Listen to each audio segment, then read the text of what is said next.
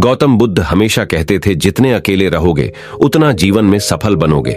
किसी व्यक्ति का अकेले और शांत रहना उस इंसान को सबसे ज्ञानी व्यक्ति किस प्रकार बनाता है, इस बात को हम आज की इस वीडियो में गौतम बुद्ध की एक कहानी के माध्यम से जानेंगे। तो कहानी की शुरुआत कुछ इस प्रकार होती है। एक बार गौतम बुद्ध अपने आश्रम में अपने सभी शिष्यों को शिक्षा दे रहे थे कि दुनिया की सबसे तेज छुरी हमारी जबान है और दुनिया के सबसे खतरनाक हथियार हमारे शब्द है, जो बिना किसी का खून बहाए लोगों को अंदर ही अंदर मार सकते हैं। हमारे शब्द हमारी ताकत हो सकते हैं उसी के साथ, लेकिन यह हमारी सबसे बड़ी कमजोरी भी हो सकते हैं अगर हमें नहीं पता कि कब, कहां और क्या और कितना बोलना है। यदि हम सही समय पर सही इरादे के साथ सही शब्दों का प्रयोग करते हैं तो यह हमें एक सफल व्यक्ति बनाता है। लेकिन अगर हम सही समय पर सही इरादे से सही शब्दों का इस्तेमाल नहीं करते तो यह हमारे जीवन को नर्क से बदतर बना सकता है। तो दोस्तों, आज की स्टोरी के माध्यम से मैं आपको बताने वाला हूं कि चुप रहकर कैसे हम अपने जीवन को बदल सकते हैं। आपको चुप रहने की शक्ति का एहसास इस वीडियो में होने वाला है। वीडियो शुरू करने से पहले कमेंट बॉक्स में नमो बुद्धाय लिखकर वीडियो को लाइक जरूर करें। तो चलिए शुरू करते हैं। इस कहानी को जापान में एक बहुत ही प्रसिद्ध बौद्ध भिक्षु रहा करते थे। उनका नाम रिसाई था। रिसाई अकेले रहते थे। दुनिया के शोर शराबे से दूर जंगल में वो रहते थे और वह बड़े ही ध्यानी और प्रभु भक्त व्यक्ति थे। इसलिए वह पूरे जापान में बहुत अधिक प्रसिद्ध थे। एक दिन एक राजकुमार रिसाई के पास आया और बोला, हे प्रिय भिक्षु, मैं हमेशा थका हुआ, निराश और परेशान महसूस करता हूँ। मेरा मन बहुत अशांत रहता है। हालांकि मेरे पास सब कुछ है, दौलत, शोहरत, सुख सुविधाएं जो हर व्यक्ति चाहता है या पाने की इच्छा करता है, लेकिन फिर भी मेरे अंदर इतनी अशांति और चिंता क्यों है? रिसाई ने उसकी बात बहुत ही ध्यानपूर्वक सुनी और कुछ सोचने के बाद कहा, तुम इस प्रश्न का उत्तर जानते हो, बस तुमने कभी इस प्रश्न को हल करने की कोशिश नहीं की है। रिसाई ने आगे कहा, मैं एक रिसर्च करना चाहता हूं, क्या तुम मेरा साथ उसमें दोगे? इस रिसर्च के बाद तुम्हारे जीवन में किसी भी तरह की अशांति और चिंता नहीं रहेगी। ये बातें सुनकर राजकुमार बहुत हैरान था। उसने रिसाई से कहा, बताइए, मुझे क्या करना होगा? अपने मन की शांति के लिए मैं कुछ भी करने को तैयार हूं। राजकुमार की इन्हीं बातों को सुनकर भिक्षु ने कहा, तो फिर आप अगले 15 दिन के लिए मेरे आश्रम में रहोगे और एक सामान्य व्यक्ति की तरह अपना जीवन व्यतीत करोगे। और इन 15 दिनों में तुम अकेले और चुपचाप रहोगे, जितना हो सके कम बोलोगे। राजकुमार उस भिक्षु की बातें सुनकर सहमत हो गया। पहले दिन राजकुमार को लगा कि उसका मन सामान्य से अधिक अशांत और विचलित है। उसके मन में तरह तरह के विचार आ रहे हैं थे और वह आम लोगों की तरह जीवन जीने में असहज महसूस कर रहा है। उसे अंदर से बोलने की इच्छा हो रही थी, लेकिन वह चुपचाप रहा। उसके मुंह से एक भी शब्द नहीं निकला, बस वह चुपचाप बैठा रहता। लेकिन रात होते होते उसे अंदर ही अंदर शांति का अनुभव होने लगा। उसके लिए यह अनुभव अजीब था। वह खुद से पूछ रहा था कि वह अंदर ही अंदर इतना खुश क्यों है और उसकी आंतरिक बेचैनी और चिंता कम क्यों होने लगी है। अगले दिन राजकुमार अकेला चुपचाप बैठा रहा और वह प्रकृति को निहार रहा। वह पौधों को, फूलों को, आकाश में उड़ रहे पक्षियों को, वह अपने जीवन में पहली बार यह अद्भुत दृश्य महसूस कर रहा था कि उसके पास कितनी सुंदरता है। वह दिन भर प्रकृति की सुंदरता को निहारता रहता और उसकी ताजगी को महसूस करता रहता। इसी तरह से 10 दिन बीत गए और उसके मन की सारी बेचैनी, सारी हलचल, सारी उथल पुथल और सारा तनाव गायब हो गया। 11वें दिन की सुबह राजकुमार फिर से एकांत में बैठ गया और कुछ ही मिनटों में उसकी आंखें अपने आप बंद हो गईं और वह गहरे ध्यान में चला गया। वह पूरे दिन वहीं पर आंखें बंद करके बैठा रहा और गहरे ध्यान में डूबा रहा। ना कोई शब्द, ना कोई चिंता। राजकुमार भीतर से असीम शांति और आनंद से भर गया। राजकुमार अपने बाकी के 4 दिन इसी तरह गहरे ध्यान में व्यतीत करने के बाद 15 दिन बाद रिसाई के सामने प्रस्तुत हुआ और रिसाई को प्रणाम करके बोला, प्रिय भिक्षु, मुझे उत्तर मिल गया कि मेरे मन में इतनी उथल पुथल और चिंता क्यों थी। मैं जान गया कि मेरा मन इतना अशांत और विचलित क्यों था। रिसाई मुस्कुराते हुए पूछा, बताओ, क्या उत्तर मिला तुम्हें? राजकुमार ने कहा, मैं आवश्यकता से अधिक बातें करता था। मैं किसी पर भी अपने शब्द और ऊर्जा व्यर्थ करता था। मैं दिन भर अपने लोगों से फालतू की बातें करता रहता और फिर उन्हीं के बारे में अकेले में सोचता रहता और ज्यादातर समय नकारात्मक ही सोचता रहता। इस तरह मैं बस अपना समय बर्बाद कर रहा था। ज्यादा बोलने और नकारात्मक सोचने की वजह से मेरा मन अशांत और बेचैन हो गया था और इसी वजह से मैं किसी भी काम को ठीक से नहीं कर पा रहा था, जिसकी वजह से मैं हर काम में असफल होने लगा और फिर इन्हीं लगातार मिलने वाली असफलताओं की वजह से ही मैं और भी उदास और चिड़चिड़ा हो गया। इन्हीं सभी चीजों की वजह से मेरा जीवन नष्ट हो रहा था। लेकिन यहाँ पर बिताए हुए 15 दिन मेरे लिए पूरी तरह से अलग थे। मुझे कुछ अलग ही एहसास यहाँ पर हो रहा था। अब मुझे ऐसा लग रहा है मैं अपना जीवन पूरी तरह से जी रहा हूँ, लेकिन इससे पहले मैं अपना जीवन गलत तरीके से जी रहा था। और मैंने यह भी सीखा कि हमें सिर्फ ध्यान करने की जरूरत नहीं है। ध्यान अपने आप होता है जब हम शांत और मौन होते हैं। ध्यान के पिछले कुछ दिनों के दौरान मैंने जो पहली चीज सीखी वह यह है कि मनुष्य के जीवन की सबसे महत्वपूर्ण चीज स्वयं को जानना ही है। यह सुनकर रिसाई ने कहा, सिर्फ तुम ही नहीं, दुनिया में ज्यादातर लोग जरूरत से ज्यादा बोलते हैं। आज भी लोग ज्यादातर समय केवल एक दूसरे को नीचा दिखाने के लिए ही बोलते हैं। कुछ लोग ना चाहते हुए भी बातें करते हैं और अपना जीवन बर्बाद कर लेते हैं। रिसाई ने राजकुमार को चुप रहने का महत्व समझाते हुए कहा। एक बार गौतम बुद्ध से उनके शिष्यों ने पूछा, प्रिय बुद्ध, आप ज्यादातर समय चुप क्यों रहते हैं? बुद्ध ने कहा, क्योंकि चुप रहने से व्यक्ति अंदर से अनंत शांति की गहराइयों में होता है। मौन अपने भीतर उतरने की पहली सीढ़ी है। मौन के बिना स्वयं को जानना असंभव है। स्वयं को जानने और समझने का पहला नियम है कि मौन हो जाओ। उतना ही बोलो जितना अत्यंत आवश्यक हो। बेफिजूल की बातें करना छोड़ दो। तुम अचानक पाओगे कि 90% से भी ज्यादातर लोग व्यर्थ ही ज्यादा बोलकर अपना समय बर्बाद कर रहे हैं। ना बोलने का कोई भी नुकसान नहीं है, लेकिन यदि आप ज्यादा बोलते हैं तो आप अत्यधिक गलती कर देते हैं। अगर व्यक्ति कम बोलना शुरू कर दे तो दुनिया की 90% मुसीबतें कम हो जाएगी, झगड़े फसाद कम हो जाएंगे, उपद्रव कम हो जाएंगे। अगर लोग थोड़ा चुप रहना सीख लिए, संसार की बहुत सारी समस्याएं हैं, बहुत सारा उपद्रव सिर्फ बोलने से पैदा होते हैं। सारी बात मौन सीखने की है। जब तुम नहीं बोलते तब तुम एकांत में अकेले हो गए। भरे बाजार में भीड़ में खड़े हो नहीं बोलते। हिमालय के शिखर में पहुंच गए। जिसने मौन की कला जान ली वो भीड़ में भी अकेले होने की कला जान लेता है। एकांत में तो आदमी स्वर्ग में है। दूसरे की उपस्थिति ही बेचैनी पैदा करती है। पहले तुम्हें चुप रहने की शक्ति को धारण करना होगा। इससे तुम अधिकतर ऊर्जा को बचा लोगे और फिर इस स्थिति में पहुंच जाओगे कि तुम कम बोलने लगोगे। अगर तुम किसी के यहां पर जा रहे हो और परेशान हो जाओ तो ऐसे में उचित है कि आंखें बंद कर लो और अपने में खो जाओ। वहां से आपको ताजगी महसूस होगी, क्योंकि तुम्हारे अंदर ही जीवन का वो स्रोत छिपा हुआ है, वह किसी दूसरे में नहीं है।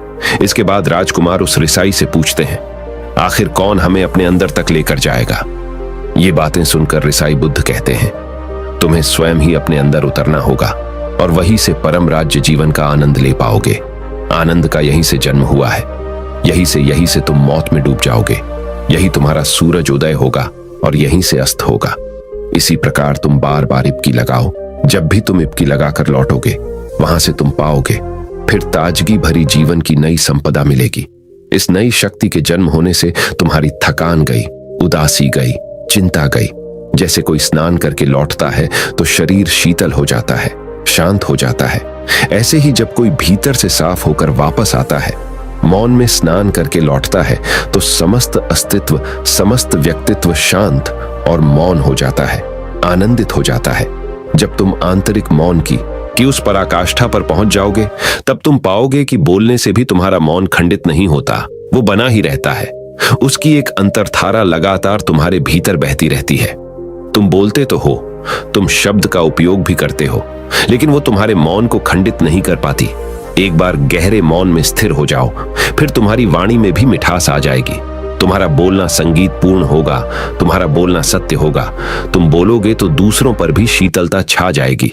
जैसे ही तुम अंदर से चुप होते हो, तुम इतने शक्तिशाली होने लगते हो कि समाज की निर्भरता तुम छोड़ने लगते हो और तुम्हारे जीवन में एक मस्ती आती है जो केवल दीवानों के जीवन में होती है। तुम्हारे चेहरे पर एक नई रौनक आ जाती है। तुम्हारी आंखें किसी अमृत के समान हो जाती है और तुम अनंत शांति के समुद्र में डूबने लगते हो। इतना कहकर भिक्षु रिझाई ने अपनी बात खत्म की। और वो मौन में चले गए। राजकुमार उनका धन्यवाद कर कर अपने महल में चला गया। दोस्तों, आपने भी अनुभव किया होगा कि बहुत ज्यादा बात करने से दिमाग अशांत हो जाता है, जिससे हम अपने दिमाग पर नियंत्रण खो देते हैं और साथ ही अपना ध्यान भी खो देते हैं। जो लोग बहुत ज्यादा बोलते हैं उनके पास किसी एक काम पर ध्यान केंद्रित करने की काबिलियत नहीं होती। वो अपने किसी भी लक्ष्य पर पूरी तरह से ध्यान केंद्रित नहीं कर पाते। अगर हमारा दिमाग एक जगह केंद्रित नहीं है तो हम जीवन की सच्चाई नहीं समझ पाते और ना ही मनचाही सफलता कभी हासिल कर पाएंगे। इसके अलावा भी आपने देखा होगा कि जो लोग अधिक बोलते हैं वो अक्सर लोगों के बीच हंसी का पात्र बन जाते हैं, और जो लोग कम बोलते हैं और अपनी बात पर कायम रहते हैं उन्हें लोगों से सम्मान मिलता है। लोग उनकी बातों को सुनते हैं और उन पर भरोसा भी करते हैं। जो लोग जरूरत से अधिक बोलते हैं और अपने विचारों के बारे में पक्के नहीं होते, उनका दिमाग स्थिर और विचलित रहता है, शोर से भरा रहता है, और एक अशांत दिमाग वाला व्यक्ति जीवन में किसी भी चीज में सफल नहीं हो पाता, क्योंकि वह किसी भी काम में फोकस नहीं कर पाता। यदि किसी व्यक्ति को यह पता है कि उसे कब, कहां और क्या बोलना है, तो वह व्यक्ति सच में बहुत बुद्धिमान है, और ऐसा व्यक्ति जहां भी जाता है उसका व्यक्तित्व आकर्षण का केंद्र बन जाता है और वह जो कुछ भी करता है उसमें सफल अवश्य होता है। अगर हम किसी महान और सफल व्यक्ति के व्यक्तित्व को गहराई से देखें तो पाएंगे कि वो कम बोलते हैं और कम से कम शब्दों में अपनी बात खत्म कर देते हैं। वो बोलने से पहले वो चीजों और जिसके बारे में उसे बोलना है उनके बारे में गहराई से सोचते हैं। लेकिन जो लोग बहुत ज्यादा बोलते हैं, बहुत बार वो झूठ भी बोलते हैं और अपनी बातों से दूसरों के मन और विचारों पर कचरा डालते रहते हैं। वह ज्यादातर समय दूसरों की बुराई करते रहते हैं, इसलिए उनके अपने भी उनसे नफरत करने लगते हैं और उनसे बचने की। सभी शिष्यों ने अपनी शक्ति के अनुसार छोटे बड़े संकल्प लिए और गुरु को अपने अपने संकल्प के बारे में बताकर वहां से चले गए। लेकिन वह शिष्य जो खुद को सबसे अलग और बड़ादा दिखाना चाहता था, वह सीधे गुरु की कुटिया में पहुंच गया और बोला, मैं कोई छोटा मोटा संकल्प नहीं लेना चाहता, बल्कि खुद की ही जैसे एक बड़ेढ़ा और महान संकल्प लेना चाहता हूं। कृपया आप ही बताएं, क्या संकल्प लेना चाहिए? उसकी यह बात सुनकर गुरु मुस्कुराए और बोले, क्या तुम मेरे द्वारा दिए गए संकल्प को पूरा कर पाओगे? क्या तुम्हारे लिए उसे पूरा करना संभव होगा? शायद नहीं, वह तुम्हारे लिए संभव नहीं है। तुम उसे पूरा नहीं कर पाओगे, इसीलिए तुम खुद ही कोई संकल्प ढूंढो। शिष्य ने कहा, नहीं गुरुदेव, आप जो भी संकल्प मुझे देंगे मैं जरूर उसे पूरा करूंगा। गुरु ने कहा, ठीक है, तो तुम अगले 1 महीने तक चुप रहोगे, मुंह से एक शब्द भी नहीं निकालोगे, यही तुम्हारा संकल्प है। शिष्य ने कहा, गुरुदेव, यह भी कोई संकल्प है? यह तो बहुत ही आसान है, 1 महीने तक चुप ही रहना है। आप कोई बड़ेढ़ा संकल्प दीजिए जो मेरी योग्यता के लायक हो, जिसे पूरा करने में मुझे समस्या हो। गुरु ने कहा, पहले तुम इस संकल्प को तो पूरा करके दिखाओ। शिष्य ने गुरु की बात मान ली और वह उसी समय चुप हो गया और पलटकर कुटिया से बाहर चला गया। उसे चुप रहना बहुत आसान लग रहा था। उसने एक दिन तो जैसे तैसे चुप रहकर काट लिया, लेकिन दूसरे दिन से उसके मन में ना बोलने का बोझ बढ़ने लगा। तीसरे दिन उसे भारीपन महसूस होने लगा और चौथे दिन उसके अंदर एक अजीब सी बेचैनी होने लगी, क्योंकि आसपास आश्रम के सभी शिष्य एक दूसरे से बातें कर रहे थे। वह भी अपना पक्ष उनके सामने रखना चाहता था, उनकी बोलती बंद कर देना चाहता था, लेकिन उसका संकल्प उसके आड़े आ रहा था। इसीलिए वह पूरे दिन सिर्फ मुंह और आंखें बनाता रहता। इसी तरीके से कुछ दिन और बीते और वह शिष्य बीमार DDDH गया। उसका सिर फटा जा रहा था, उसका खाने पीने तक का मन नहीं कर रहा था, वह सिर्फ बोलना चाहता था। वह गुरु के पास गया और उनके सामने बैठकर लिखकर उन्हें बताया, गुरुदेव, मैं बोलना चाहता हूं, बिना बोले मुझे सांस नहीं आ रही, मेरा दम घुटता जा रहा है, मैं अंदर ही अंदर पागल हुआ जा रहा हूं, मैं क्या करूं? संकल्प तोड़ दूं क्या? यह पढ़कर गुरु मुस्कुराए और बोले, संकल्प तो तोड़ने के लिए ही होते हैं, लेकिन जो अपने संकल्प को पूरा कर लेता है वही अपनी आंतरिक शक्ति को बढ़ाता है, और जो अपनी आंतरिक शक्ति को बढ़ा लेता है वह समाज और जागृति की राह पर आगे भी आज जाता है। संकल्प का लेना भी तुम्हारे हाथ में था और इसे तोड़ना भी तुम्हारे ही हाथ में है। तुम्हारे बहुत से भाई अपने संकल्प को तोड़कर अपनी पुरानी दिनचर्या पर वापस आ चुके हैं। अगर तुमसे नहीं हो पा रहा तो तुम भी संकल्प तोड़कर अपनी पुरानी दिनचर्या पर वापस जा सकते हो। लेकिन याद रहे, अगर आज तुम इस छोटे से संकल्प को नहीं संभाल पा रहे तो तुम अपनी बाकी की पूरी जिंदगी को कैसे संभाल सकोगे? बाकी फैसला पूरी तरह से तुम्हारे हाथों में है। गुरु की यह बात उस शिष्य के दिल में चोट कर गई। वह बिना कुछ बोले वहां से वापस चला गया और खुद को अपनी कुटिया में बंद कर लिया। वह केवल अपने जरूरी कामों के लिए ही कुटिया से बाहर निकलता, बाकी सारे समय कुटिया के अंदर ही बैठा रहता। 15 दिन बीत चुके थे और आश्रम के लगभग सभी शिष्यों का संकल्प अब तक टूट चुका था, लेकिन उसका संकल्प अभी भी जारी था। संकल्प लेने के बाद से अब तक उसने एक शब्द भी नहीं बोला था। सारा आश्रम हैरान था कि इतना बोलने वाला इंसान चुप कैसे हो गया। 15 दिन बीतने के बाद वह दोबारा अपने गुरु के पास गया और लिखकर बताया है, गुरुदेव, मैं बाहर से तो चुप हूं, लेकिन मेरे भीतर बहुत सी आवाजें हैं, बहुत सी चीख पुकार और शिकायतें हैं। मैं अंदर ही अंदर बात करता रहता हूं। मेरा मन तरह तरह के प्रश्न पूछता रहता है। मैं बाहर से जितना मौन हूं, भीतर से उतने ही शोर शराबे से भरा हुआ हूं। क्या इस तरह से मेरा संकल्प अभी भी जारी है? गुरु ने कहा, हाँ, तुम्हारा संकल्प अभी भी जारी है, लेकिन जब तक लोगों की यह आवाजें तुम्हारे कानों में पेटी देती रहेंगी, तुम्हारा मन बोलता रहेगा, क्योंकि इसे तो आदत है बोलने की। तुम भले ही बाहर से चुप रहो, लेकिन तुम अंदर ही अंदर बोलते रहोगे। तुम्हें इन बातों से, इन आवाजों से दूर जाना पड़ी ढेगा। शिष्य गुरु को प्रणाम कर वहां से चला जाता है और सुबह होते ही अपनी कुटिया छोड़कर जंगल की तरफ चला जाता है। कई दिन बीत जाते हैं, संकल्प का समय भी पूरा हो जाता है, लेकिन शिष्य लौट कर नहीं आया। आश्रम में सभी को डर था कि कहीं जंगली जानवर ने उसे खा ना लिया हो। इस बीच उसे ढूंढने की बहुत कोशिश की गई, लेकिन वह कहीं नहीं मिला।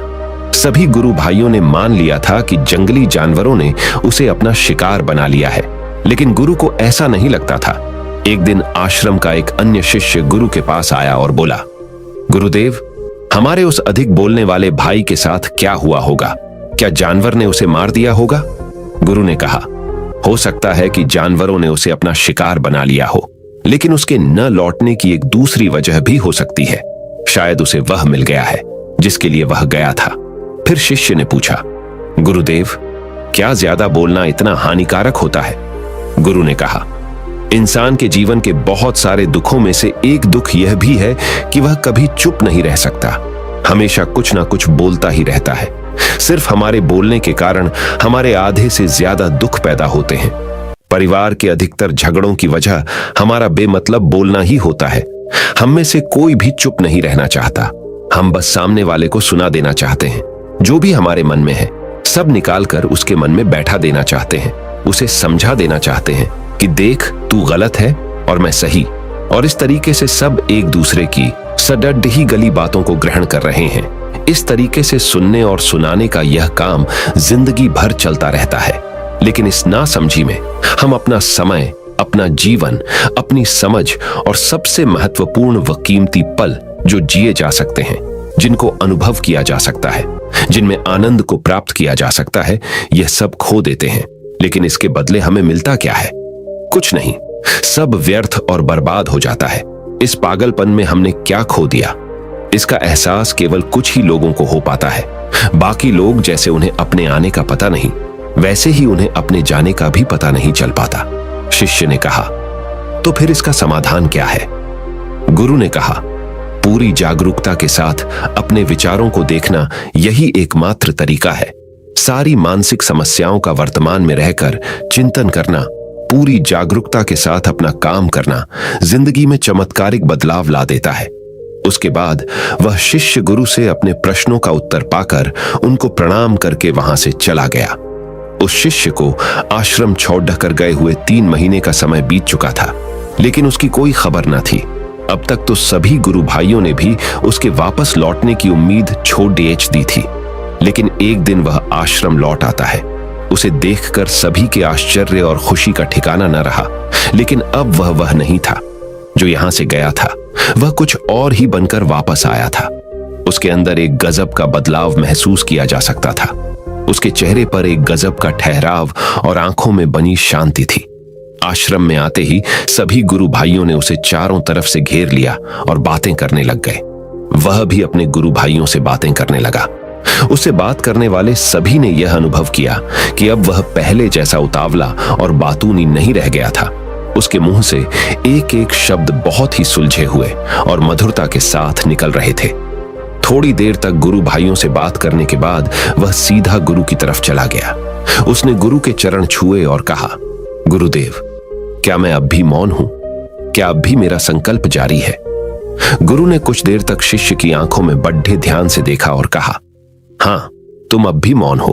तुम्हारे मुंह से एक भी शब्द निकल नहीं रहा और तुम्हारा संकल्प अभी भी जारी है। शिष्य ने कहा, गुरुदेव, जब मैं आश्रम से गया तो मैं मुंह से तो चुप था, लेकिन मेरे अंदर बहुत सी आवाजें थीं, मन में बहुत से प्रश्न थे और वह बंद नहीं हो रहे थे। तो मैं जंगल में चला गया, इस उम्मीद से कि वहां मुझे शांति मिलेगी और मेरे मन की बकबक कम हो जाएगी। लेकिन मैं जितना एकांत में जाता गया, मेरे अंदर की आवाज उतनी ही तेज होती गई। मेरे भीतर की पुरानी से पुरानी आवाज मुझे सुनाई देने लगी। तब जाकर मैंने महसूस किया कि मैं कितना गलत कर रहा था। जब मैं अपने परिवार वालों, दोस्तों को और गुरु भाइयों को बुरा भला कहता था, तो उस समय मुझे लगता था कि मैं सही कह रहा हूं। जब मैं गुरु भाइयों की एक दूसरे से चुगली करता था और उनका मजाक बनाता, तब भी मुझे यही लगता था कि मैं उनसे बेहतर हूं और मैं सही कर रहा हूं। लेकिन उस दिन मैंने पहली बार महसूस किया कि मैं कितना गलत बोलता था। काफी दिनों तक ये आवाजें, ये शिकायतें मेरे अंदर चलती रही, लेकिन धीरे धीरे करके एक दिन ये सारी आवाजें मेरे अंदर से समाप्त हो गई। अब मैं भीतर से भी मौन हो गया। उस घने जंगल में बाहर से कोई बोलने वाला था नहीं और भीतर कोई आवाज बची ही नहीं थी, और मैं उस दिन पहली बार मौन का सही अर्थ समझा। मेरे चारों तरफ बहुत शांति थी। हालांकि अभी भी कुछ आवाजें आ रही थी जो पहले भी आती थी, लेकिन मैं उन्हें सुन नहीं पाता था। पर अब वह सभी आवाजें मुझे स्पष्ट रूप से सुनाई दे रही थीं। हवा के चलने की आवाज, चिड़ियों के चहकने की आवाज और पानी के बहने की आवाज, ये सभी आवाजें मैंने पहली बार पूरे होशपूर्वक सुनी। अपने चारों तरफ इतनी शांति मैंने पहले कभी महसूस नहीं की थी। तो इस शांति को भंग करने के लिए मैंने पहली बार अपने मुंह से कोई शब्द निकाला। मैं चिल्लाया, हे ईश्वर, ये कैसी शांति है? सभी कुछ इतना शांत क्यों है? ऐसा क्या हो गया? लेकिन मेरे चिल्लाने के बाद भी शांति भंग नहीं हुई। सब कुछ पहले जितना ही शांत था, बाहर भी और भीतर भी। हे गुरुदेव, मैंने अपने गुरु भाइयों से बात की। मैंने आपसे बात की। मैं बोल रहा हूं, मैं चल रहा हूं, मैं सब कुछ देख रहा हूं, लेकिन मैं अपने भीतर एकदम एकांत में हूं, मौन में हूं, भीड़ डेच में होता हूं। तब भी भीतर से अकेला एकांत में होता हूं। जब मैं खुद में भी शोर करना चाहता हूं, तब भी एकांत में ही होता हूं। अब सब दिखाई पड़ी डाहने लगा है, सब सुनाई पड़ी डाहने लगा है। गुरु ने कहा, जब तक हम बाहर की तरफ बोलते रहेंगे, भीतर अशांति ही रहेगी। लेकिन जिस दिन हम भीतर की तरफ मुड्डाह जाएंगे, तब हमारे मुंह से कुछ भी निकलेगा, हम शांत ही रहेंगे। दुनिया में जितनी भी बुराइयां हैं, ज्यादातर हमारे बोलने से ही उत्पन्न होती है, क्योंकि हम चुप रहना नहीं चाहते। हम जितनी जरूरत है उससे कहीं ज्यादा बोलते हैं। हम सामने वाले को सुनना नहीं चाहते, बल्कि उसकी बोलती बंद कर देना चाहते हैं। उसे समझा देना चाहते हैं कि मैं कौन हूं, मैं क्या कर सकता हूं। और यही हमारी जिंदगी का मकसद बनकर रह जाता है। हमारी सारी ऊर्जा व्यर्थ के बोलने में बर्बाद होती रहती है। ऐसे ही समाज में लोगों का जीवन दुखों से भर जाता है, जो हमेशा एक दूसरे को सुनाने में लगे रहते हैं। कभी एक दूसरे को सुनना नहीं चाहते, समझना नहीं चाहते, और चुप रहना तो उन्होंने कभी सीखा ही नहीं, क्योंकि चुप रहना उन्हें छोटा महसूस करवाता है। दुनिया की सभी लड़ाइयों का कारण हमारा बोलना ही है। इसलिए हमें सिर्फ उतना ही बोलना चाहिए जितना जरूरी हो, क्योंकि व्यर्थ का बोलना ऊर्जा को नष्ट करना है, और यह बोलना ही हमें कभी अपने भीतर की ओर लौटने नहीं देता, क्योंकि यह हमें बाहर की ओर खींच कर रखता है। और बाहर है ही क्या इस संसार के अलावा। लेकिन अगर अपने भीतर के संसार की ओर मोड़ना है, तो इस मुंह को बंद ही रखना चाहिए। इसीलिए जितने भी बुद्ध हुए, आत्मज्ञानी हुए, वह सभी एकांत की ओर भागे, ताकि उन्हें ज्यादा न बोलना पड़ी डेहे, ज्यादा सुनना न पड़ी डीहे। वह एकांत में रहे और शांत रहे, इसीलिए आसानी से भीतर की यात्रा कर पाए। लेकिन अगर कोई चाहे तो इस संसार में रहकर भी एकांत में रह सकता है, शांत रह सकता है। लेकिन इसके लिए उन्हें अपनी ऊर्जा बचानी होगी, जिसे वह अब तक अपने व्यर्थ के शब्दों में बर्बाद कर रहे थे। दोस्तों, इस कहानी की सीख यही है कि व्यर्थ का बोलना ऊर्जा को नष्ट करना है। ज्यादा और व्यर्थ बोलना ही हमें अपने भीतर की ओर लौटने नहीं देता, क्योंकि यह हमें बाहर की ओर झुकाए रखता है। और जिन्हें भीतर की यात्रा करनी है उन्हें अपने मुंह को बंद ही रखना चाहिए। मुझे उम्मीद है कि आपको यह कहानी पसंद आई होगी और काफी कुछ सीखने को मिला होगा। कहानी के बारे में अपने विचार आप हमें नीचे कमेंट बॉक्स में कमेंट करके बता सकते हैं।